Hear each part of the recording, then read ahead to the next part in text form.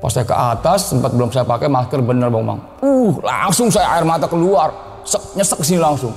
Udah nggak bisa napas ya pokoknya mah. Pak kenapa pak? Pak pakai masker, sampai teriak tuh kayak pakai masker pak, itu bahaya itu. Sampai ke area gasolin. Nah, area gasolin ini paling luas tempat bahan baku. Salah di sini sedikit, bukan cuma karyawan, kita semua mati. Pas lagi dibersih-bersihin, ketekanlah tombol, jalan itu mesin, tangannya kegulung dalamnya. Masuk, pas dilap begitu, jadi tangannya masuk ke gulung. Ini habis, tinggal jempol doang. Jari udah habis dong.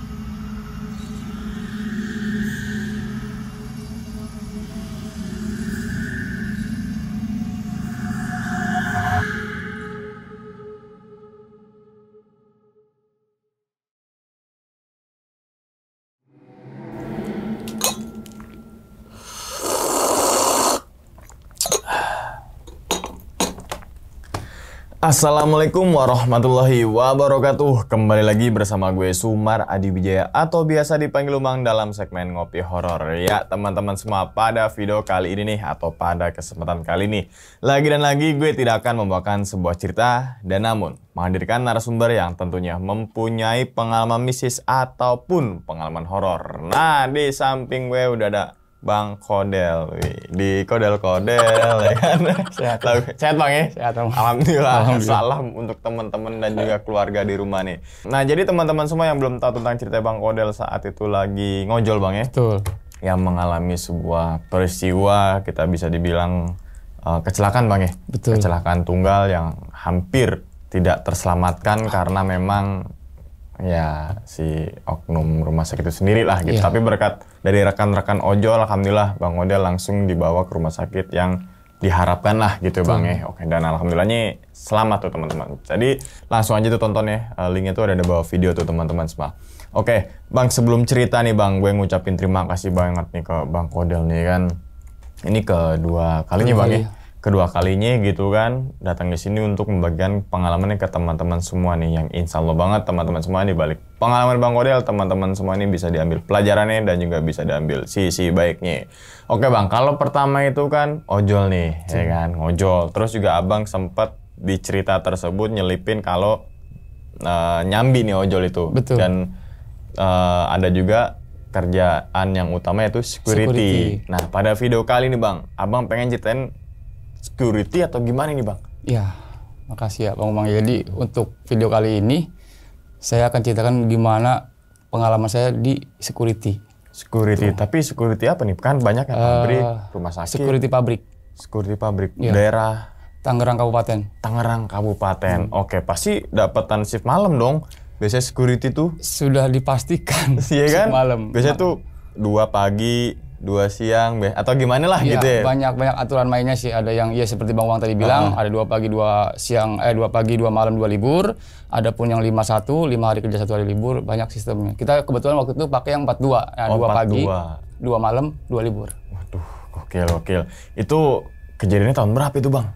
2013 akhir itu. 2013 akhir, berarti lama juga jadi security? Iya, lumayan, hampir kurang lebih 9 tahunan lah.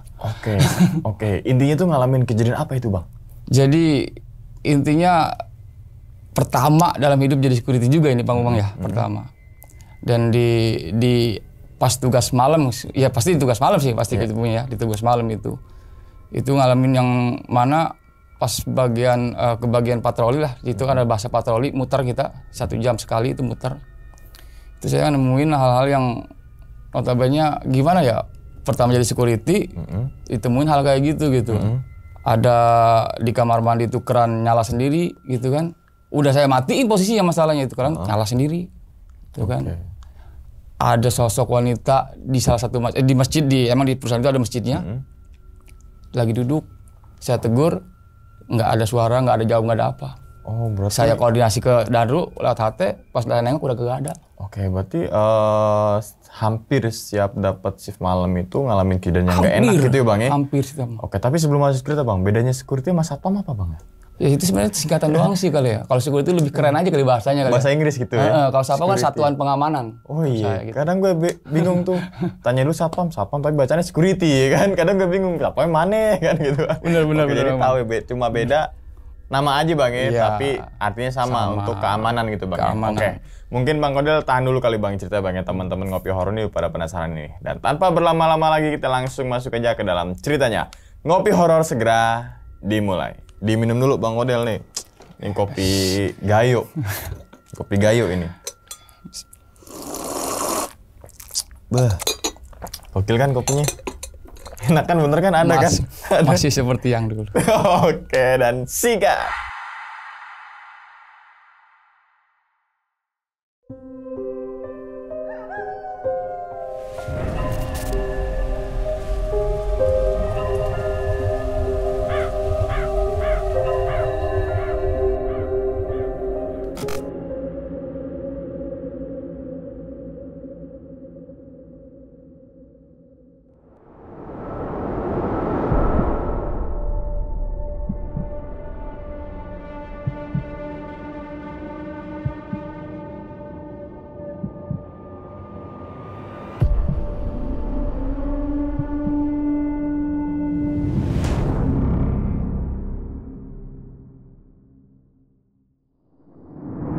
Sebelumnya terima kasih buat Bang Umang dan rekan-rekan yang udah undang saya lagi ke sini. Semua berawal ketika saya di 2013 akhir benar-benar collab. Sebelumnya saya emang kerja di salah satu perusahaan. Collab sampai hampir setahunan saya nganggur. Udah stresnya naujubillah itu ya, stres banget karena punya anak istri juga waktu itu kan. Gimana caranya? Akhirnya ada rekan yang merapat ke rumah, ngasih tahu mau gue jadi security katanya. Tapi dengan catatan lu harus pendidikan dulu. Pendidikan security. Pendidikan security untuk mendapatkan salah satu ya semacam sertifikat lah. Berapa lama? 216 360 jam, kurang lebih 2 minggu lah. 2 minggu, ya udah jadi. Izin sama istri, pendidikan lah kita di Bogor. Biasalah pendidikan security, fisik, ya kan segala macam itu. Selesai pendidikan, pikir saya Bang Umang ya, gue udah dapat kerjaan nih. Karena pendidikan itu ngeluarin biaya, waktu, tenaga, pokoknya semua udah pokoknya anak istri juga di rumah kan, namanya belum dapat penghasilan kita kan, pendidikan itu. Sangat berharap ditempatin nih langsung.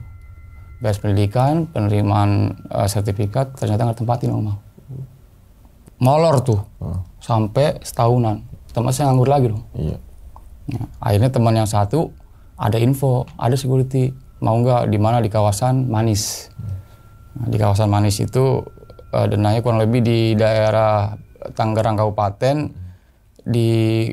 nggak jauh dari tol Bitung Kolong itulah, ke kanan itu di situ. Ya udah jadilah, nggak apa-apa. Tapi kita main 4-2. Jadi security itu kan ada aturan main 4-2, 5-1 dan sebagainya lah. Iya. 4-2 itu maksudnya 2 hari pagi, 2 hari malam, 2 hari libur. Kita main 12 jam. Ya. Gimana, siap nggak? Yang namanya kita belum pernah jadi security ya baru pendidikan aja. Siap aja. Karena yang dipikirin gue bisa napain anak istri gue. Ya udah, besok pagi lu OTW gue kasih tahu alamatnya. Ya udah, berangkatlah saya pagi-pagi. Izin sama istri. Ya udah, semoga diterima katanya. Datang, lihat situasi pabriknya, posisinya emang dalam kawasan. Jadi kawasan pabrik-pabrik semua lah situ. Ya, salah satu pabrik lumayan besar juga sih, dari Jepang, perusahaan Jepang lah itu waktu. Saya ketemu danrunya, langsung menghadap, mohon izin, dan saya suruh merapat ke sini dari rekan saya ini. Oh ya, Pak Dede ya. Akhirnya dibawa ke pos, ya dikasih tahu lah. Akhirnya orientasi Medan nih, Bang. Orientasi Medan, kita di sini aturan mainnya 12 jam. 42 ya Pak Dede. Oh siap. Dan jadi nanti 2 hari pagi, 2 hari malam, 2 hari libur. Oke siap. Sekarang nanti Pak Dede diantar sama salah satu wakil danru. Danrunya itu Pak Ridwan Jalu. Dia juga pasti nonton. Wakil danrunya Pak Marlan. Nanti sama Pak Marlan dikawal buat orientasi lokasi. Nah, ya siap. Orientasi lah kayak ini. Dikasih lah tahu titik-titik di mana pos-posnya. Kita ada 4 pos Pak Dede di sini. Oke. Pos 1, 2, 3, 4. Nah, ini pos 1 itu pos utama, gerbang utama lah. Ya udah, jalan kita. Kita sekarang menuju ke nggak ke pos 2 dulu. Jadi posnya itu ini Bang Umang. Jadi posnya itu nggak ngurut. Tuh, nggak ngurut. Jadi dari pos 1 ke pos 3. Nah di sini nanti di pos 3 ini nih yang bakalan bener-bener cerita yang di luar nalar, yang pokoknya bikin wah udah nggak karuan dah. Nah bawalah saya ke pos 3. Di pos 3 itu di situ tempat pembakaran sampah, produk-produk yang reject gitulah gitu kan. Ini pos 3 Pak Dede, ya berjalan waktu terus ke pos 4. Nah dari pos 3 ke pos 4, pos 4 ini pos kosong. Pos kosong yang mana nggak ditempatin, karena kita posisinya 5 personil, 2 di depan, 3 di belakang. Oke. Gitu kan. Nah pos 4 baru ke pos 2. Pos 2 tempat bahan baku dan rejekan yang mau dikirim ke pos 3 yang mau dibakar. Nah dari pos 2 baru ke pos 1. Dari pos 2 ke pos 1 itu di tengah-tengah ada kamar mandi nih khusus karyawan. Nah di sini nih kejadian saya pernah yang bakal saya alamin cerita ini. Kejadian di mana nanti di sini di kamar mandi ini. Nah udah gitu masuk ke pos 1 langsung ke pos utama.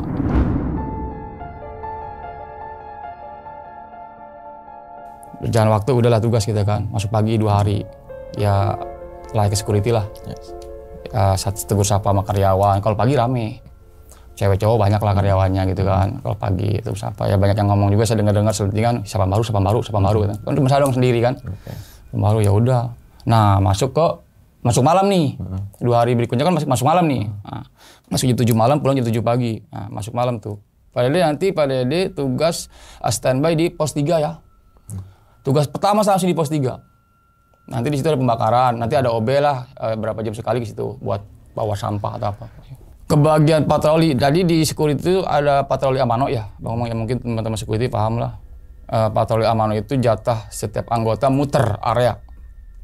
Muter area 1 jam sekali, dan satu anggota itu kebagian 2 jam. Saya kebagian waktu itu pertama patroli itu jam 1 malam. Dini hari lah, jam 1. Muter tuh 1 jam ya. 1 jam. Nanti kebagian lagi saya jam 3. Jadi diselang nggak jam 2, jadi jam 3. Jam 2 di anggota lain gitu. Jam 1 muter nih. Pertama jadi security ya kan, muter gitu kan. Malam bawa senter, cuma bawa senter bawa HT gitu. Itu posisinya kalau malam kan karyawan cuma cowok. Dan semua di dalam, nggak ada di luar area itu nggak ada. Kecuali istirahat ya. Muterlah saya dari pos 3. Jadi dari pos 3 saya muter langsung ke pos 4 yang kosong itu. Ya biasalah ngecek area, takut ada hal-hal ganjil apa gimana gitu kan. Tapi setiap ngelewatin pos 4, emang dasar itu pos kosong ya Bang Ong ya. Ini bulu kuduk merinding aja gitu. Ada apa di pos 4 ini gitu kan. Merinding, tapi nggak ada saya ngeliat kelibatan atau apa tuh nggak ada. Jalan aja tuh, jalan ke pos 4. Standby minimal 15 menit standby di pos kondusifin area ya kan. Nah, jalan lagi tuh ke pos 2, dari pos 4 ke pos 2. Nah di pos 2 ini persis karena posnya itu kan memang posnya pos tinggi ya.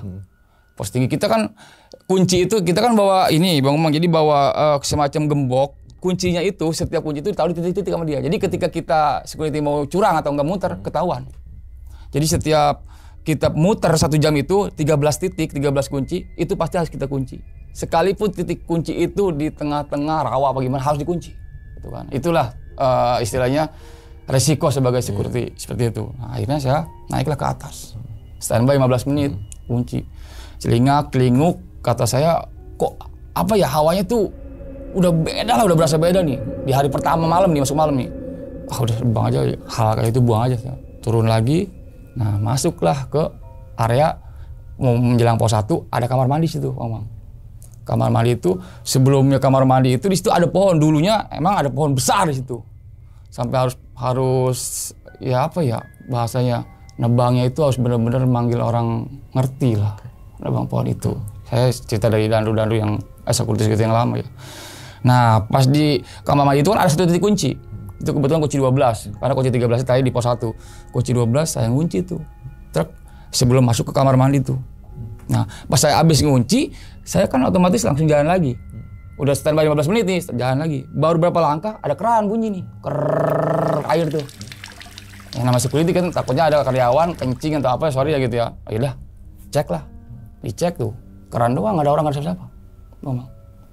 Saya matiin dong, takutnya banjir apa gimana, matiin. Udah saya jalan lagi. Pas jalan lagi, keran nyala lagi, Omang. Perasaan gue udah matiin tadi tuh keran. Saya balik lagi. Posisinya nyala lagi tuh keran. Anjir, ada apa nih katanya ya? Baru malam pertama juga saya begini amat nih gitu.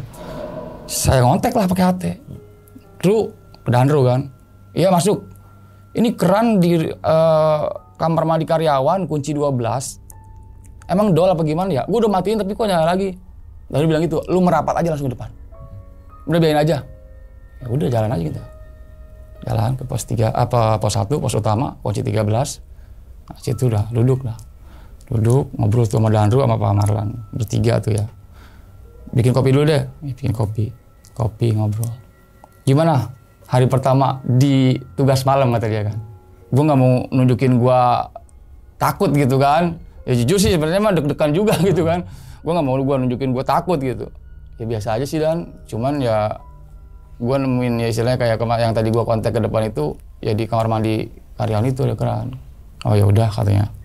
Nah Pak Marlan ini waktu ini kan jatahnya dia setelah saya nih. Dia muter. Mungkin Danru ngejaga omongan dari itu aja. Dia muter. Otomatis saya berdua nih di pos utama. Ceritain lah di situ sama Danru. Tapi gua harap mental lu kuat nih. Gua harap lu nggak down karena lu juga emang pendidikan kan. Emang kenapa Ru? Jadi di kamar mandi itu sejarahnya dulu tuh di situ ada pohon besar. Pohon besar yang mana udah beberapa kali tebang nggak ada yang bisa. Bahkan sampai memakan korban yang nebangnya sampai sakit lah gitu, sampai sakit gitu. Atau kalau meninggal nggak tahu udah sampai sakit. Akhirnya dirembukin karena yang punya itu perusahaan Jepang ya. Orang Jepang kan nggak paham hal kayak itu di Indonesia kan.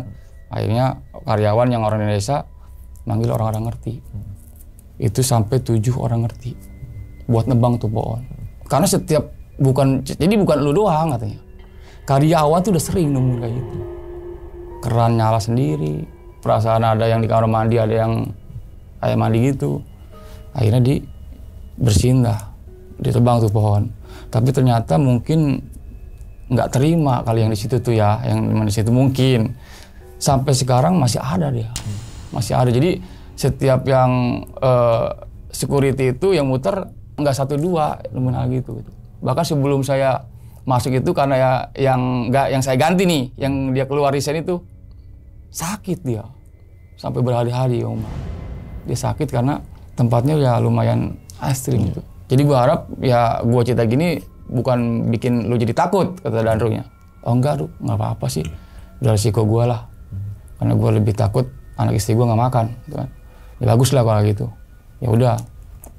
Jalan waktu ya udah lu cukup tahu aja tapi satu syarat di sini kan aturan mainnya jangan sampai hal apapun yang menimpa security bocor ke karyawan ataupun staff. Itu nggak boleh aturan mainnya. Cukup kita telan di security aja. Oh ya udah siap Ru. Nah, jalan waktu. Nah udah patroli kedua jam 3 aman tuh nggak ada apa-apa. Saya muter jam 7 pagi timbang terima ke si pagi. Otomatis kan saya baru ketemu nih sama si pagi nih. Karena si paginya grupnya kan ada 3 A, B, C ya. Grup C itu kan belum pernah ketemu sama saya. Yang saya ketemu kan grup B. Nah grup C ini baru ketemu lah. Biasa tegur sapa ngomong ya. Wih pada dia baru ya? Iya. Gimana kesan-kesannya masuk malam pertama katanya? Biasa lah. Saya pikir juga teman-teman ini semua yang di situ lama-lama udah paham nih kayaknya nih. Dengan situasi kondisi tugas di sini gitu lah. Ya lebih ke mistisnya gitu kan. Aman sih aman banget ya. Aman. Yang kuat yang betah aja ya katanya. Siap ya. Udah ayo setimbang terima, tugas ya setelah terima melaporkan ini aman kondusif, balik kanan lah. Udah pulang ke rumah ya sama istri biasa gimana hari pertama masuk malam ya gitulah. Sabarin aja lah katanya ya udah. Nah abis 2 pagi 2 malam itu kan 2 libur nih. Nah saya libur biasa lah saya libur ya di rumah waktu itu saya belum kenal ngojol lah belum tahu itu 2014 awal 2013 akhir tuh.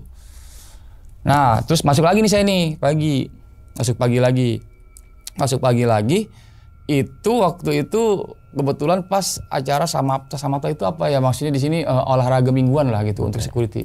Berhubung saya udah sempat ikut pendidikan jadi ya alhamdulillah di pas Samapta itu nggak ada kendala lah. Kayak PBB segala macam itu udah nggak ada kendala lah.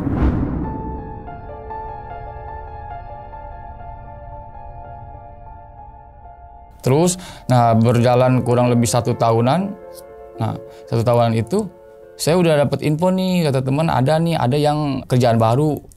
Tapi saya masih tahan karena saya nggak enak sama teman yang ngajak saya ke tempat yang pertama ini nih Bang ya. Saya masih bertahan aja lah kapan-kapan nanti gue infoin lagi. Ya udah. tugas malam berikutnya, pas saya dapat kurang lebih setahun itu saya ditaruh di pos 2. Itu pas habis hari raya Idul Adha. Jadi di situ kebiasaannya gini Bang, kalau misalkan hari raya Idul Adha itu di pos 2, ya kan perusahaan kan selalu potong sapi ya, sapi ataupun kerbau gitu. Nggak tahu kebiasaan, nggak tahu emang udah adatnya di situ ya. Itu kepala kerbaunya dipendam di situ. Dikubur dan harus dikubur di situ, di pos 2 posisinya itu. Di bawah pos 2. Saya nanya dong sama Danru, Dan kenapa itu kepala kerbau kok ditanamnya di pos 2? Nanti kalau misalkan gue jaga di pos 2, udah nggak apa-apa, kurang kerbau doang ini katanya. Ntar gue ceritain katanya, kenapa kayak begini gitu. Nah saya malam jaga tuh. Bisa ya itu saya malam jaga di pos 2 kebetulan tuh jaganya tuh. Jaga biasa aja, tapi menjelang lewat jam 12 malam udah kebau. Bau amis kecium tuh Bang. Bau amis tuh. Pikir saya apa sih ini, cuma kebawa angin apa gimana kali ya. Tapi makin lama makin nyengat tuh bau amis itu. Masa iya nanamnya perasaan tuh dipendam itu dalam itu kepala kerbau. Saya kan tahu pendamnya itu kan. Tapi kok bau amis ya. Ngerasa nggak tenang, saya kontak ke depan pakai HT kan. Ru mau itu Ru. Ya kenapa merapat pos 2 tuh kan. Ada apa ya Bang? Iya merapat bentar yuk ngopi sini. Ayo deh bentar lagi gue merapat situ. Merapatlah dia ke situ. Ngapa lu? Katanya. Enggak sengaja ngopi, padahal gue udah nggak karu-karuan tuh, bau amis bener-bener bau amis banget. Nah dia naik, saya langsung nanya, emang lu nggak nyium bau amis lu? Ini Dandu kayaknya udah bener-bener, emang dia hampir berapa ya, hampir 10 tahunan kali di situ dia kerja itu. Lu bikin kopi aja, bikin kopi saya ke bawah tuh. Biasa pakai teko colokan tuh, bikin kopi, naik ke atas lagi, kopi aja lu. Bukannya gue nggak nyium bau amis katanya, masih gue lu diem aja ya ngomong kata dia tuh kan. Emang kenapa Ru? Ini sejarahnya kenapa ini kepala kerbau harus dipendam di pos 2. Dulu ini kesurupan massal di sini Del. Itu makan korban. Banyak satu pabrik semua kesurupan. Cuman ya mungkin security aja kali sama staf-staf kantor yang notabene non muslim gitu kan. Mintanya itu pokoknya setiap ada kurban nggak mau tahu harus dipendam di situ kepalanya, mau sapi mau kerbau. Waduh, kata saya makin ini aja gue. Ternyata makin kesini kok, gue katanya dengerin ceritanya makin serem aja sih Ru. Ya kan gue bilang dari awal, lu yang kuat. Karena sebelum lu di arisan itu sakit, jujur aja. Karena apa? Ya sering nampakin kayak begitu. Anjir itu. Ya udah santai aja dong, nggak apa-apa. Apa itu cuma ini doang kan. Nah, dapatlah saya beres dari situ tuh itu selang setahun setengah lah. Dapat saya 2 tahun di situ, 2 tahun lebih ya Emang teman saya udah ngotot aja udah pindah ke tempat gua. Gaji lebih gede katanya. Iya ntar lah kata. Nah, menjelang saya mau resign, masih saya ditemuin satu kali lagi Bang Umang. Pas jam 3, udah menjelang subuh sih, bukan jam 3 ya. Makanya saya pikir itu itu karyawan itu kirain saya mau sholat subuh ya. Itu posisinya di pos 3, karena pos 3 itu pos 3 pembakaran masjid. Saya standby di pos 3. Ya kan? Nah, saya yang biasanya muter lewatnya langsung ke pos 4 yang saya bilang tadi ke pos 2. Saya pengennya ke pos 1 nih, ke depan dulu gitu kan. Nanti closingnya di pos 3 lagi. Muternya saya ke sini, otomatis kita ngelewatin pembakaran sama masjid di Mumang. Pas saya ngelewatin pembakaran baru jalan muter nih, saya lihat duduk tuh, ada duduk cewek tuh, lagi pakai sepatu lah kayak pakai sepatu gitu. 100 meter jaraknya, persis 100 meter. Kurang lebih kata saya, kok ada jam segini di masjid itu kan. Kan saya taunya kan kalau malam itu cuma karyawan cowok. Ada mungkin cewek nggak banyak kayak pagi gitu, kayak siang lah. Saya panggil tuh, Mbak, ngapain? Gitu kan. Rambut begini, nunduk aja dia nunduk tuh, nggak ada suara, nggak iya apa nggak. Ngapain kok di masjid gitu? Kan belum waktunya juga sholat subuh gitu kan. Diem aja tuh. Saya mau nyamperin juga, saya juga ya manusia lah. Aduh, ngeri juga gitu kan. Inisiatif, kontak lah Danru, biasa. Dan mau itu Dan, kenapa? Ada apa? Lu ngontek lagi katanya kan. Enggak ini, emang boleh karyawan sholat di masjid pos 3? Di mana ada karyawan masjid? Di dalam juga ada musola katanya. Enggak, saya kan posisi ngontek dia kan nggak ngeliat ke dia nih Bang. Enggak, di sini ada satu cewek nih lagi di masjid tuh. Lu jangan ngayal katanya, yang ngarang di dalam ada musola kata dia tuh. Bener lu, coba lu kesini dah. Pas saya nengok itu udah gak ada Bang. Saya nengok ke masjid itu udah gak ada. Datang Danru ke situ. Mana orangnya? Gak ada lu, tadi mah ada. Ngayal lu katanya. Di dalam kan ada musola, lu kan tahu di dalam ada musola. Iya makanya gua kontak lu. Makanya ini kok ada yang di luar. Gimana bukti gak ada kan? Gak ada. Udah, lanjut. Dia balik ke operator, saya lanjut tuh. Security di situ, sekwannya, security wanitanya cuma 2. Dan dia tugas cuma pagi menjelang malam. Nah, Bu Ida lah, salah satunya namanya Bu Ida. Bu Ida tuh ngejelasin ke saya. Karena mungkin Dandu ngomong nih sama Bu Ida nih, pagi-paginya itu. Bu Ida ngajak ngobrol ke saya, pas saya turun jaga nih mau pulang. Padahal lagi malam, katanya ngedengar ngelihat yang di masjid ya, sholat. Ternyata sebelum saya nemuin itu, pertama security yang nemuin itu Bu Ida. Jadi Bu Ida kan kalau pulang jam 7 malam, kan dia hanya pagi kan. Nah, dia sempetin sholat Isya. Ini cerita Bu Ida nih, di masjid dalam. Nah, sholat Isya, setelah sholat Isya, beres sholat Isya, Bu Ida pakai sepatu mau pulang. Itu cewek itu nampakin lagi tuh. Cuman dia posisinya deket pagar pembatas yang mau ke arah pos 3. Dan di situ Ibu Ida sejadi-jadinya lari. Karena posisinya Ibu Ida mah ngelihat posisinya hancur sebelah ini nih mukanya nih. Lari sejadi-jadinya Bu Ida. Makanya Bu Ida nanya ke saya pagi-pagi tuh. Pak Dede nemuin cewek yang duduk di masjid itu. Iya Bu Ida. Ceritain sama dia gini-gini. Kaget saya di situ.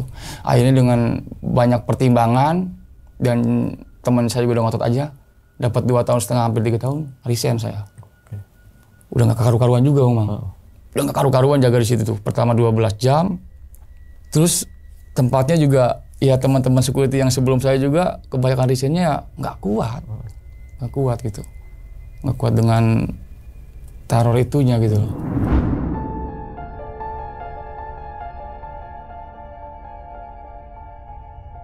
Nah, saya masuk langsung, alhamdulillah itu nggak sulit, dipermudah lah itu, masuk langsung ke security lagi, salah satu pabrik cat terbesar di Tangerang, tahu lah semua. Nah, saya masuk situ.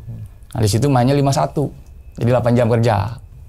Nah, rada enak nih saya kan, sama 3 regu, 5 orang, sama tuh 5 orang. Nah, saya pikir enak nih, ya kan, cuman 8 jam 51. Masuklah saya. Pertama masuk ke situ langsung di mob saya tuh sama sapam-sapam lama biasa. Bang dari mana bang ya? Dari 3 Raksa bang. Langsung di situ. Oh, di sini mau bang, ada sini di pojok ini, di pos ini ada genderuwo segala. Wah pokoknya diceritain begitu lah sama dia. Sama Dandunya digebrak tuh dia tuh. Udah lu jangan banyak ngomong, lu jangan penakut katanya. Begitu saya diem aja. Padahal dia masuk ke dalam, dikasih tahu lah. Biasa orientasi bang, orientasi medan lah. Titik-titik mano patroli segala macam, ini lobby segala macam semua lah, OP segala macam.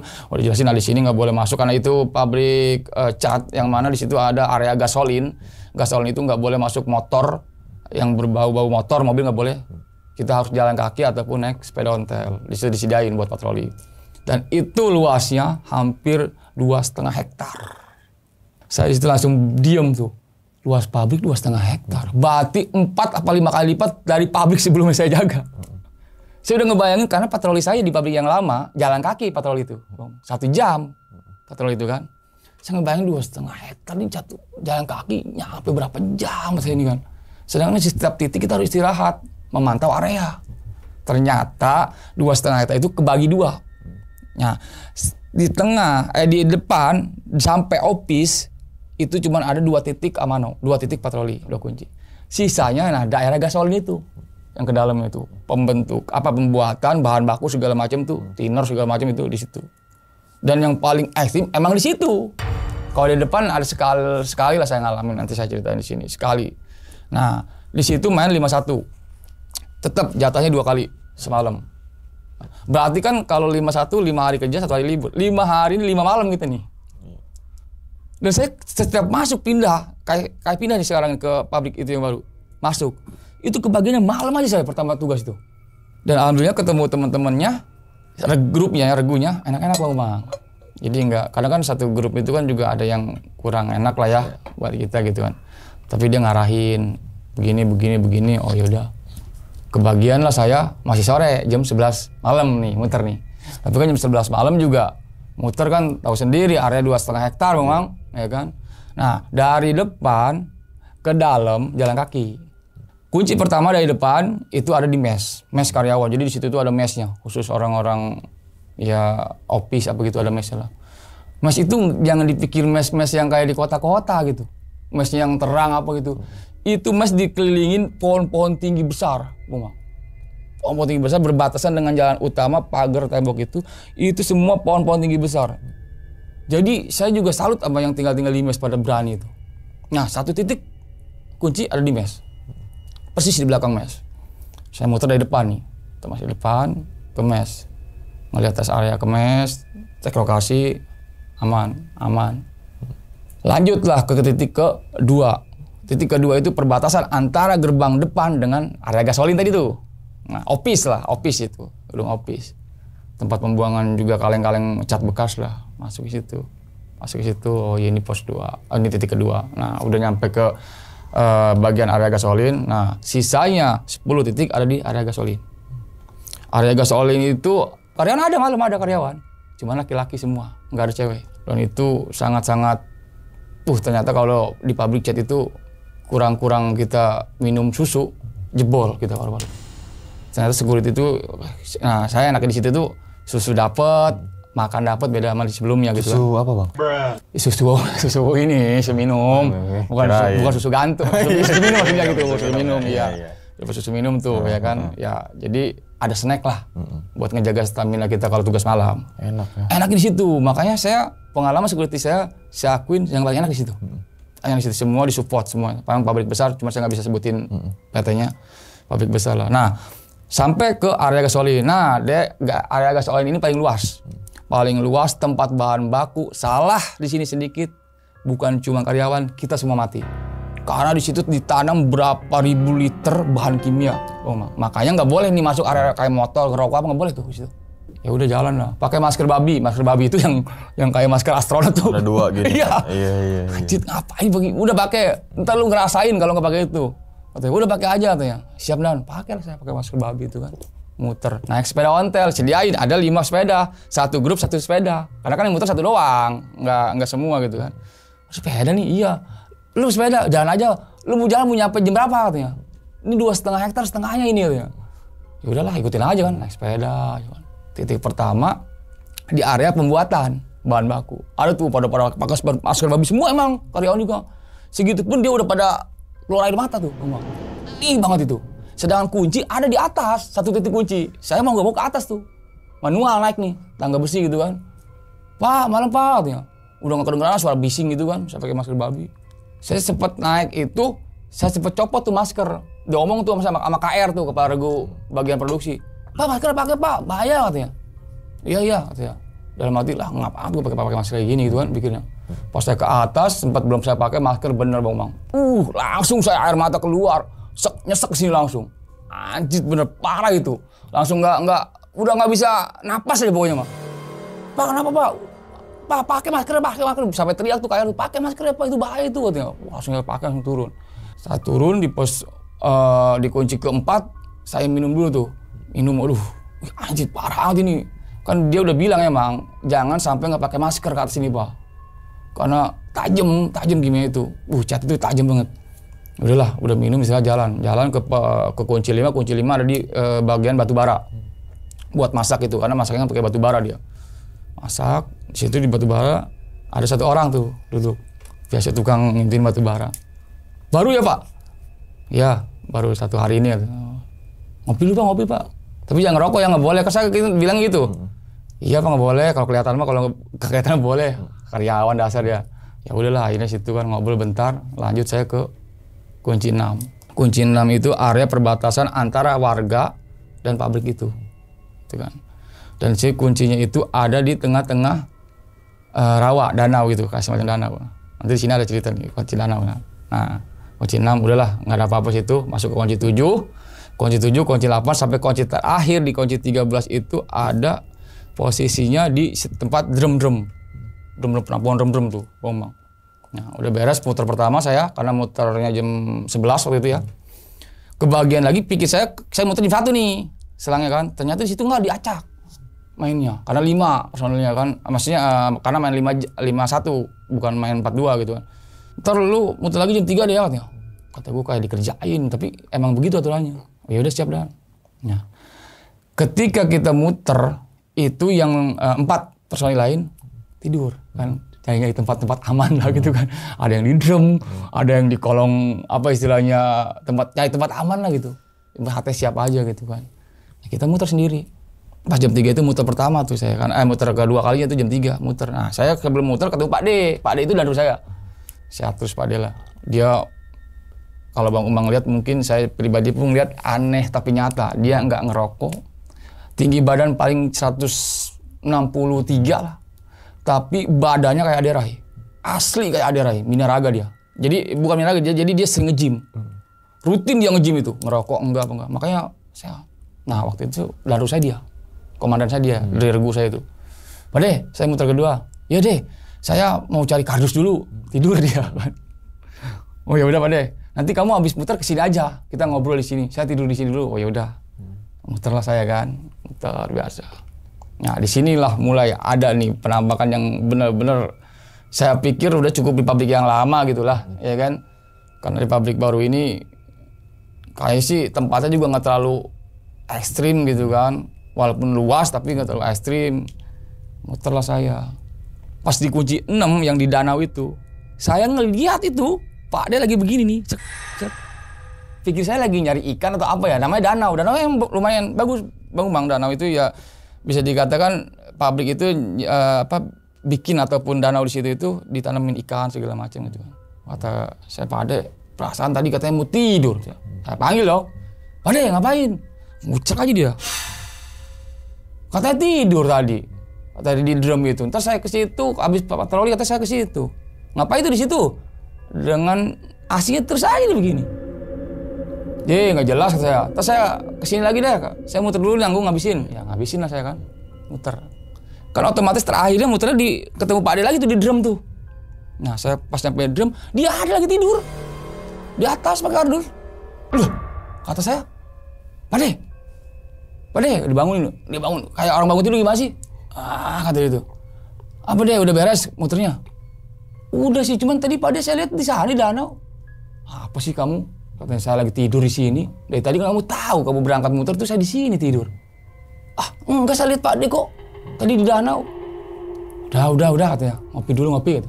Ngopi, bikin kopi. Biasa security kan temennya cuma ngopi doang. Ngopi rokok, makanya kadang ada karyawan yang suka berstatement, saya ini mohon maaf ya, berstatement. Security apa sih kerjanya? Kopi, ngerokok, ngopi, ngerokok, ngobrol. Jadi mohon maaf nih buat ya mungkin yang karyawan lah gitu yang bicara seperti itu atau statement seperti itu. Kalian kan nggak tahu resiko kita seperti apa. Ya kan, kita tuh tugasnya walaupun lagi ngopi, lagi ngerokok, mata dan pikiran itu kerja terus. Ngawasin. Karena satu kesalahan, kita bukan cuma satu orang yang dikeluarin. Satu grup, satu korps itu security keluarin. Dan kita ngejaga aset bergerak dan tidak bergerak. Jadi mohon ngerti di situ karyawan itu. Kadang saya suka kesal Bang. Jadi bikinnya security cuma ngopi, ngerokok, ngobrol, ngopi, ngerokok, ngobrol. Jadi tolonglah karyawan itu gitu kan. Saya cerita lagi Pak De, saya tadi lihat Pak De kok di sana di danau. Coba ceritain gimana. Tadi kan saya muter nih, kata saya kan saya mulai dari sini dari Pak De, lagi Pak De mau tidur itu. Ya. Nah, saya pas dapat di kunci 6, nah di danau itu ya di danau. Saya lihat Pak De lagi ini apa ya di danau itu kayak ngambil ikan apa nggak tahu. Saya panggil Pak De, cuek aja kata saya. Udah nggak usah diceritain aja katanya. Udah agak siangan ceritanya katanya. Dia walaupun badan segede gitu takut ya. Sama badannya gede nih, tapi sama hal itu takut ya. Siang cerita baru dia cerita. Jadi yang nampakin kayak gitu itu ya bukan saya. Yang sering nampakin itu di situ di gerbang depan sama di mes katanya. Semua security laporannya yang menemukan penampakan itu kalau nggak di danau, gerbang depan di mes.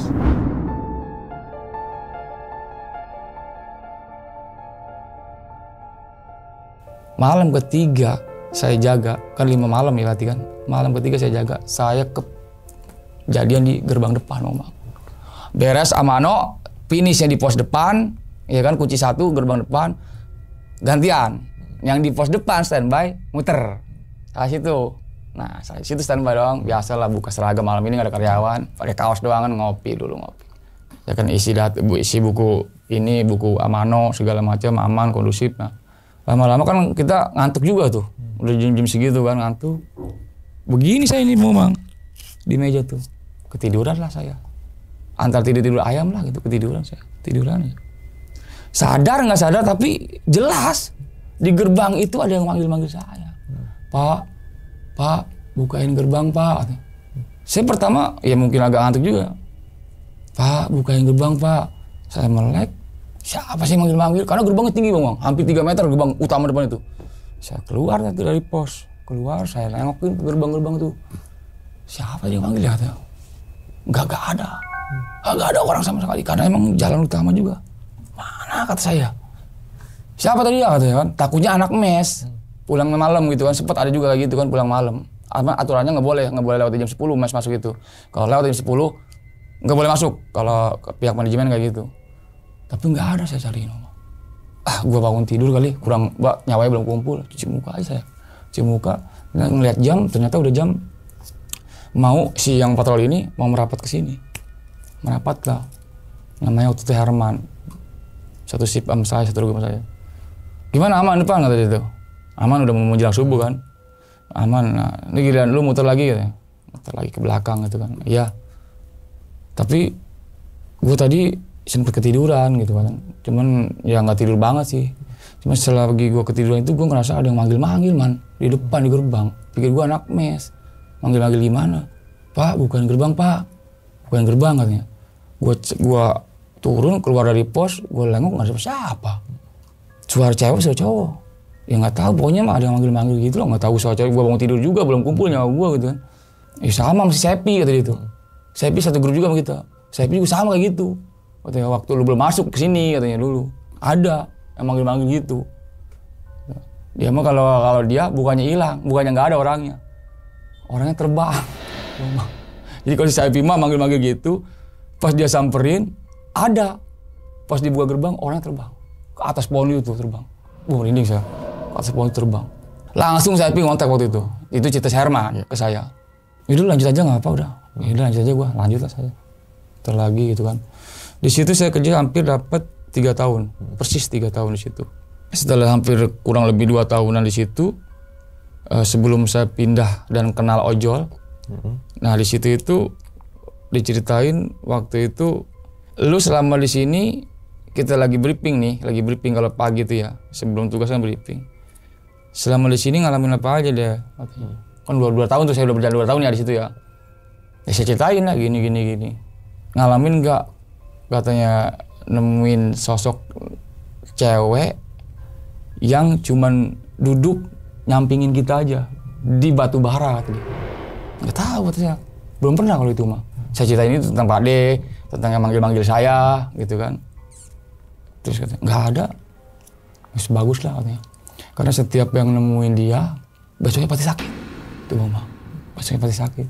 Ya udahlah katanya enggak nemuin kayak gitu sih. Nah akhirnya saya udah dapat 2 tahun lebih di situ. Itu kan saya sifatnya kan outsourcing ya, kerja di situ kan yayasan gitu kan. Ngobrol sama istri pas pulang itu. Kerja di sini gimana? Lebih enak dari tempat sebelumnya apa gimana? Ya kalau dibilang enak, sini makan dapet, susu dapet gitu. Cuman gimana ya? Kerjanya liburnya sedikit gitu kan. 5-1, 1 hari doang libur. Itu semua gimana mau cari kerjaan lagi? Ya belum sih. Belum cari kerjaan lagi saya cuman coba aja ntar kalau ada ya pindah gitu. Jalan lah ya kan. Setelah mau 3 tahun itu saya dapat lagi info Bang Umar. Nah, di tempat saya yang jaga sempat kemarin saya kecelakaan itu di ojol. Nah, saya kerja di situ terakhir. Jadi saya 3 tempat nih. 3 PT dan masing-masing itu di atas 2 tahun. Setelah resign lah saya dari PT Cat itu ya, pabrik cat itu resign. Kenapa resign? Ada kendala apa gimana kata yayasannya itu ya. Enggak, saya mau cari kerjaan lagi, ada kerjaan lagi yang lebih bagus. Oh iya kalau emang itu selama itu lebih baik dan lebih bagus nggak apa-apa. Resign lah saya. Resign masuklah ke PT yang saya udah kenal ojol. Situ Bang Umar. Seperti itu. Jadi seperti itulah. Diminum dulu Bang Kodel nih pengalamannya Bang Kodel saat jadi security Bang ya. Oke. Berarti jadi security tuh emang harus ada pelatihannya Bang ya? Ada. Kayak baris berbaris gitu ya? Kalau itu dasar. Oh dasar? Dasar, sangat ada dasar. Tuh kalau di YouTube tuh baris berbaris nggak bisa tuh ada tuh. Iya, kaki kanan sama tangan kanan. Gini. Itu tuh berarti dasar basicnya tuh ya? Dasar, PBB itu dasar. Oh berarti kayak pelatihan itu kayak apa? Ditimpa ke fisiknya gitu ya biar... Ya. Soalnya kan yang security kan nggak diem di tempat kan tadi Bang Kodel jelasin gitu kan. Ya. Jadi di pendidikan itu juga saya ada sedikit cerita lucu gitu. Gimana tuh? Cerita lucu di mana waktu pendidikan, nah mungkin di sini pada lihat semua lah, Mbak Romdo ini semua kalau dengar pasti dia pasti ngekek lah. Jadi kita pendidikan itu kurang lebih 360 jam, 2 mingguan lah. Kebetulan pas pendidikan saya jadi danton waktu itu. Komandan. Pelton bahasanya kalau bahasa Iya, TNI. iya. Danton, dan pendidikan itu kan benar-benar menguras fisik tenaga. Nah, di satu kesempatan itu ada aturan seperti ini Bang Umang. Jadi ketika komandan kita dari chief security-nya itu dari TNI ataupun Polri, besok apel jam 6 pagi, semua anggota tanpa terkecuali. Jam 6 pagi apel. Di sini harus on time. Nah, di sini berarti kan dididik kita ketepatan waktu buat nanti kita di tugas. Nah, pas datang ke sono 3 orang telat 5 menit. Apa yang terjadi Bang Umang? Apa tuh? 5 menit itu 5 tamparan. Jadi kalau 15 menit ya telat. 5 menit itu 5 tamparan. 5 kali 3, 15 tamparan. Benar-benar di depan mata saya ditamparin tuh sama chief security tadi. Itu fisiknya tuh. Tapi pinter. Di sini harus dipahami ya. Jadi ketika ada pemukulan apa-apa itu pendidikan itu enggak ngelukai kita enggak. Karena ketika nampar dia nampar ini, enggak nampar ini. Karena kuping. Nah, jadi nampar ini. Ketika dia nonjok perut pun dia enggak nonjok ulu hati Bang Mang. Dia nonjok perut. Saya berapa kali itu nggak berdampak, cuman ya mungkin kaget gitu. Bahkan salah satu teman saya nangis Gara-gara ditonjok apa ditampar itu? ditampar, tuh ditonjok nangis, dia nangis ditonjok lagi kan. Kamu gimana menjadi security nangis? Kalau ada maling gimana katanya? Kita semua ketawa. Akhirnya apa dampaknya? Yang ketawa ambil jatah gusam kita akhirnya semua kan gara-gara ketawain dia doang. Brengsek katanya. Nangis dia. Emang harus harus kuat ya Bang ya? Oh. Selain itu juga ya? Iya. Jadi kalau ada maling atau kecurian kan ya kan? Iya, sebenarnya patroli pun kita ngebahas patroli itu aturan normal aturan normal polisi itu ya aturan mainnya ya. Patroli itu nggak bisa sendiri sebenarnya. Patroli itu nggak bisa sendiri, harus berdua. Kenapa harus berdua? Karena ketika sendiri kejadian hal yang tidak diinginkan, kita nggak ada bisa gimana-gimana. Kita ngelawan, kita gugur misalnya. Ataupun kalau kita berdua, yang satu ngelawan, misalnya yang satu bisa kontak ke depan. Itu aturan mainnya sebenarnya. Cuman di mana-mana sekarang sendiri. Atau kalau dua-duanya kabur semua. Bisa. Bisa juga ya. Ya kalau kayak kita kan udah ya udah ditugasin seperti itu ya. Oke, ternyata gue baru tahu juga sih Bang yang ada salah satu perusahaan mungkin yang 12 jam itu kan berarti masuk jam 7 pagi pulang jam 7 malam. Iya. Masuk itu misalkan jam 7 malam pulang jam 7 pagi. Kecuali yang PT kedua 8 jam. 8 jam itu, makanya itu 51. Oke, dari kedua pabrik ini nih Bang, kita bilang pabrik A sama pabrik B deh. Iya betul. Lebih serem mana yang menurut Bang Kodel ini? Yang pertama. Yang pertama. Iya pertama. Makanya saya resign itu jujur nggak kuat saya. Nggak kuatnya karena ya apa ya? Ternyata security sebelumnya juga pun dampaknya seperti itu gitu. Nggak kuat bukan berarti takut gimana ya? Pokoknya paling lebih kecil lokasinya, tapi lebih serem. Oh. Terus yang gede pun juga karena dibagi dua kan ya, ada yang emang buat kimia-kimia gitu ya, kan ya. Ada bagian. Ada yang office dan sebagainya, produksian gitu ya. Oke. Nah, pernah gak Bang, Abang selama kerja di pabrik nih, bukan pabrik, security kan? Terutama mungkin di pabrik, ada pernah dengar atau pernah nyaksin bahwasannya ada salah satu karyawan yang kena mesin atau apa, itu kan angka kecelakaan gitu? Kalau itu di pabrik terakhir saya jaga itu. Terakhir? Yang pas saya udah kenal ojol. Kenapa itu Bang? Boleh ceritain sedikit gak Bang? Iya, jadi dia bagian produksi ya, cewek lah gitu. Cewek. Jadi di situ kan produksinya alat tulis yang mana nggak dijual di Indonesia. Oke. Sifatnya ekspor. Ekspor. Dia bagian finishing. Biasa lagi cleaning, bersih-bersih mesin seminggu sekali kan. Operator mesin itu dengan mesin jauh jaraknya. Jadi yang bersihin satu di mesin, operator kan otomatis di jauh. Lupa tuh operator matiin mesin. Pas lagi dibersih-bersihin, katakanlah tombol, jalan atau mesin, tangannya kegulung dalamnya. Masuk pas dilap begitu, jadi tangannya masuk ke gulung. Ini habis tinggal jempol doang nih, cewek. Pacarnya udah habis dong. Iya emang perusahaan tanggung jawab, cuman kan tanggung jawab gue mendingan balik lagi jari gue gitu kan maksudnya. Mending balik jari gue daripada tanggung jawab cuman habis. Pingsan langsung. Yang gotongnya pun saya. Pas si pagi itu. 4 jari. Tinggal jempol doang. Cewek lu. Mantap. Mantap tuh mantap. Tinggal gini doang dong ya kan. Wah itu tapi itu serem gitu Bang. Itu bercanda dikit aja gitu. Itu serem sebenarnya gitu tuh Bang ya. Oke, nah terus kemudian Bang, di luar hal horor pernah ada kejadian kemalingan nggak di pabrik selama Bang? Kan pasti ada aja dong. Kalau sini kan kemalingannya kan gara-gara mungkin teledor gitu dan sebagainya. Tapi itu kan berarti kan kalau di pabrik itu kan emang sengaja orang buat maling isi pabrik atau apapun itu gitu. Nah makanya tadi saya bilang, saya tuh terkadang tuh nggak bisa dengar ketika ada beberapa karyawan bilang security apa sih kerjanya? Cuman ngopi, ngerokok, minum, ngobrol.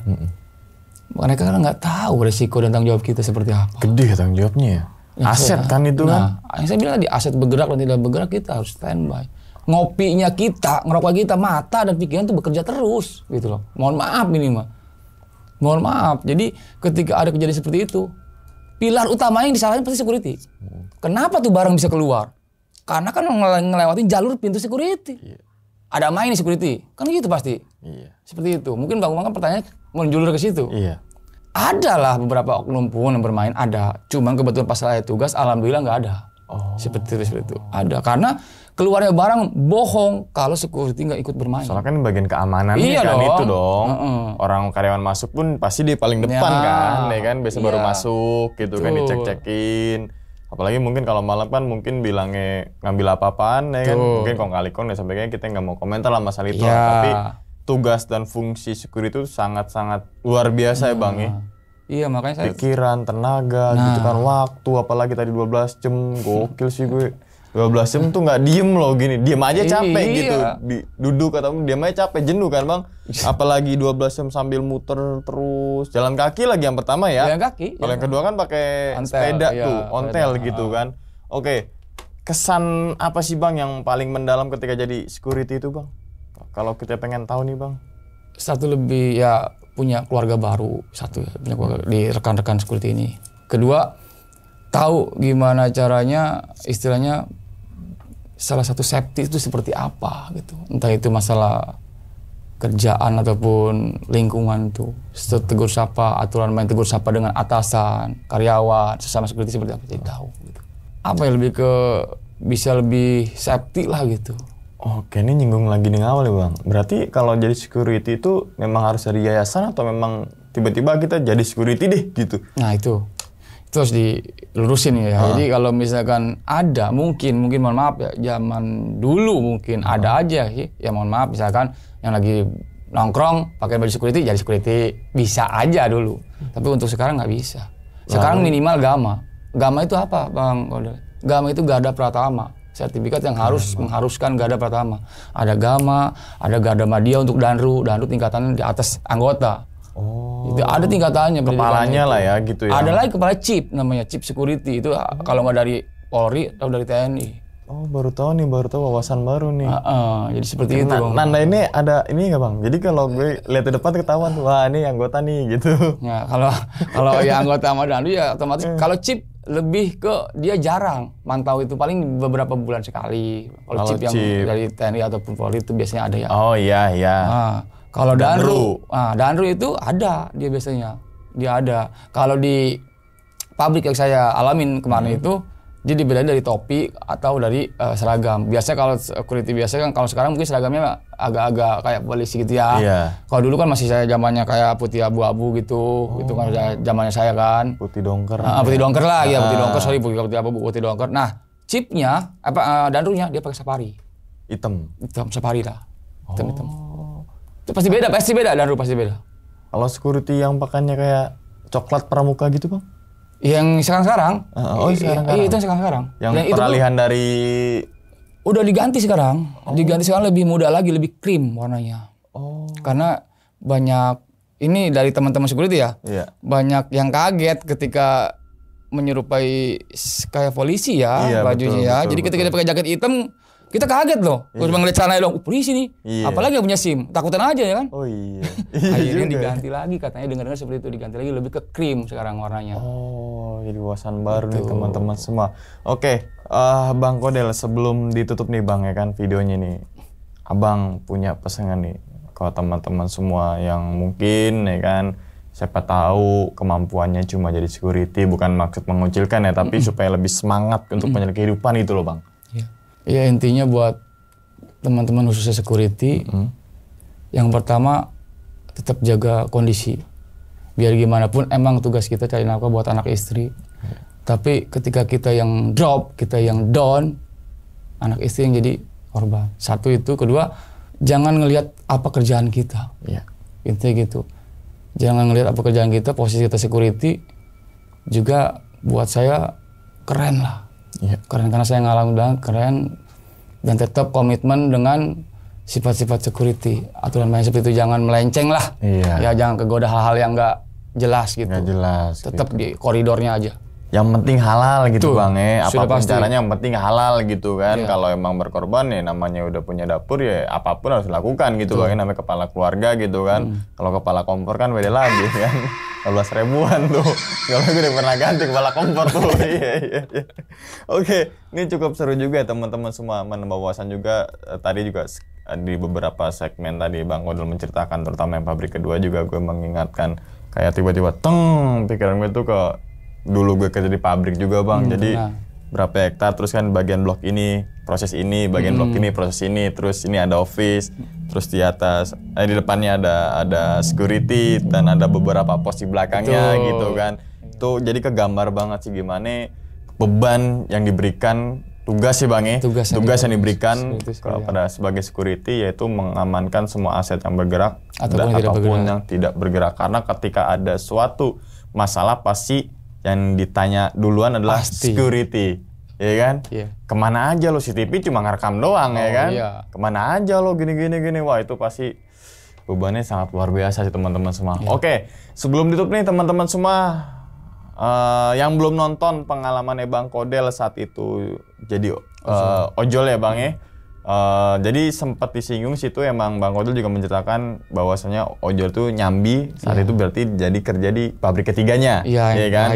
Yang mengalami peristiwa kecelakaan tunggal yang alhamdulillahnya terselamatkan berkat teman-teman dari komunitas ojol juga nih yang solidaritas itu paling mantap banget, salam satu aspal pokoknya dan langsung cepet hijaukan, biasanya gitu, hijaukan ya bener. Oke, sekali lagi terima kasih banyak nih Bang Kodel udah meluangkan waktunya datang ke sini dan membagikan pengalamannya yang benar-benar memberikan kita wawasan baru terkait mungkin security dan lain sebagainya. Oke, dan ingat teman-teman semua, cerita dari Bang Kodel ini bukan untuk nakut-nakutin teman-teman semua ketika mau menjalani sebuah kehidupan ataupun mau bekerja menjadi security, tapi ambillah sisi positifnya dan buang sisi buruknya. Sekian dulu pada video kali ini dan nantikan video-video gue berikutnya. Hal gaib itu muncul ketika sugesti kita buruk. Wassalamualaikum warahmatullahi wabarakatuh. Selamat beristirahat. Bang, thank you nih. Alhamdulillah. Bungkus.